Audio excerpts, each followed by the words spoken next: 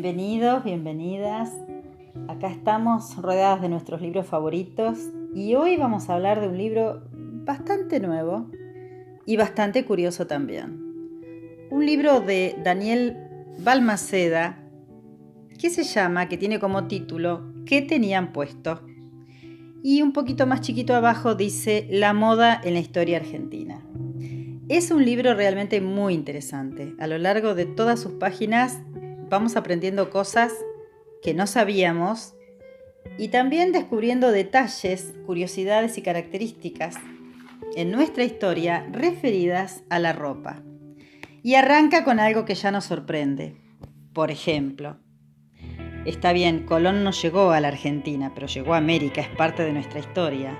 Y ya nomás en el primer capítulo sabemos que Colón desembarcó vestido con calzas de lana de color violeta, un bonete colorado de lana y pechera verde. ¿Podemos imaginarlo? Bueno, así desembarcó Colón, pero por lo visto era la última moda en esa época. También en el libro podemos leer que, por ejemplo, una chacra en la actual zona de La Recoleta equivalía a un par de calzones, una capa de terciopelo, un chaleco de manga larga y una casaca bordada con hilos dorados. Una curiosidad anexa, la casaca bordada con hilos dorados era una especie de casaca antiflechas, porque al estar bordada con esos hilos que eran casi metalizados, eran una defensa para las posibles puñaladas. Y así seguimos leyendo. Por ejemplo, vamos a hablar de las tejedoras de la industria textil en la Argentina y, por supuesto, está la historia de Paula Albarracín, que la historia la recuerda como la madre de Sarmiento, pero en pocos lados se cuenta que ella sola con 22 años compró un solar y debajo de la higuera existente plantó su telar. Y con ese telar construyó su casa. Paula Albarracín no tuvo la suerte de otras de tener un marido que hiciera todo eso. Ella, soltera, se compró su solar, construyó su casa, todo tejiendo en el telar. Después criaría a sus hijos, del cual sale el tan conocido, por supuesto, Domingo Faustino Sarmiento. Y también habla el libro de algunas costureras que tuvieron que serlo por necesidad y que la historia tampoco lo dice. Por ejemplo, todos sabemos que Dorrego fue fusilado, ¿no? Y que eso desató la guerra civil.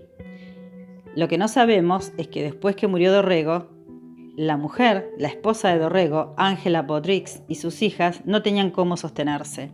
Por lo tanto, se dedicaron a la costura. Eran costureras, como se llamaban en ese momento. Otra curiosidad que podemos ver en sus páginas, por ejemplo, ¿quién era el mejor y más famoso vendedor de ponchos en Buenos Aires? El tío de Remedios de Escalada, Francisco Antonio de Escalada. Él vendía ponchos, los hizo muy famosos y sabemos que nuestros próceres usaban ponchos. San Martín, Belgrano, Güemes y Urquiza. Uno de los cuadros más famosos de Urquiza es aquel que se lo muestra en ese poncho blanco, que fue con el que entró a Buenos Aires cuando entró triunfante. Más curiosidades. ¿Quiénes fueron los primeros dandis en la Argentina? ¿Y qué significaba ser dandy?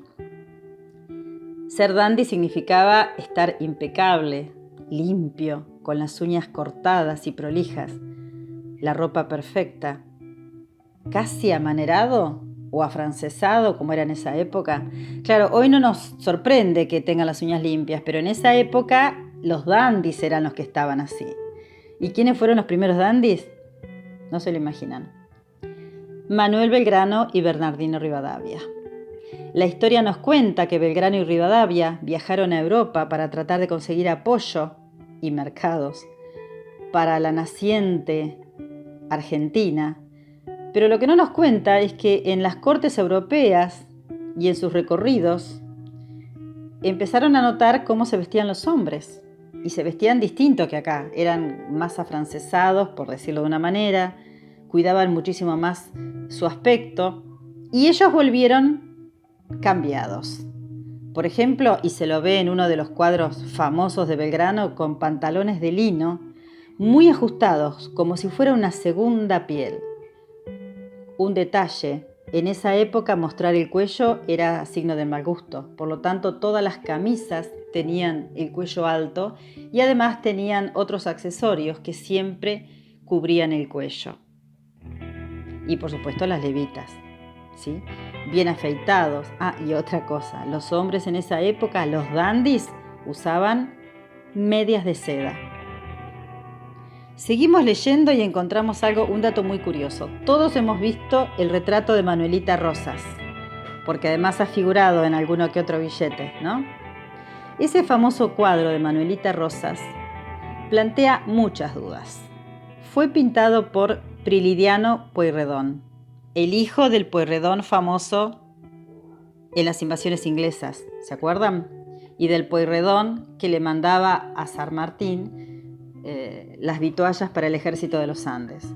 Parece que Manuelita Rosas no le gustó ni medio que quisieran retratarla, así que posó muy pocos momentos frente a Prilidiano Pueyrredón, que hizo un boceto. Entonces se duda mucho que ese vestido realmente haya existido. Inclusive se la recuerda, según las crónicas, con uno parecido pero de color blanco. ¿Qué hizo Prilidiano Pueyrredón, según se sospecha? Lo convirtió en un símbolo federal. Lo pintó de rojo furioso, como se usaba la divisa punzó, y le puso todos los detalles que estaban de moda en ese momento. Y seguimos. ¿Quién fue la primera mujer, al menos oficialmente, que usó pantalones? Primero vamos a ver la evolución del pantalón.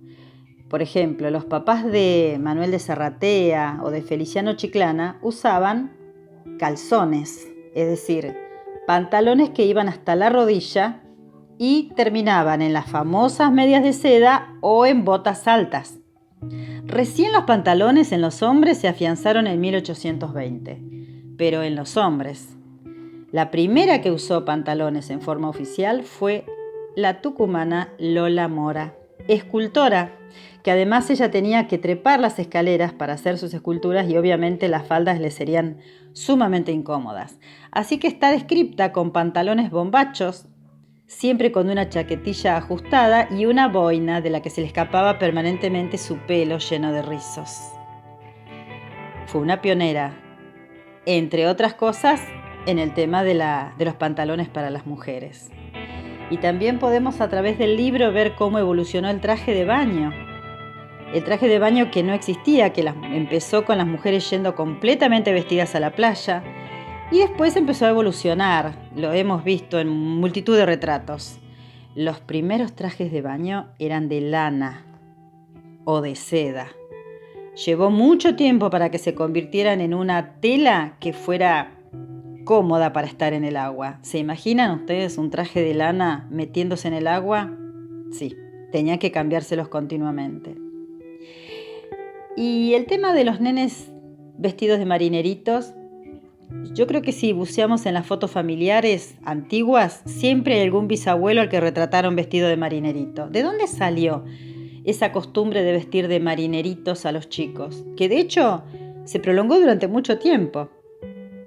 Parece ser que uno de los hijos de Victoria y Alberto, el futuro rey Eduardo VII, cuando era muy pequeño, fue retratado bajando de un yate con el uniforme de marinero.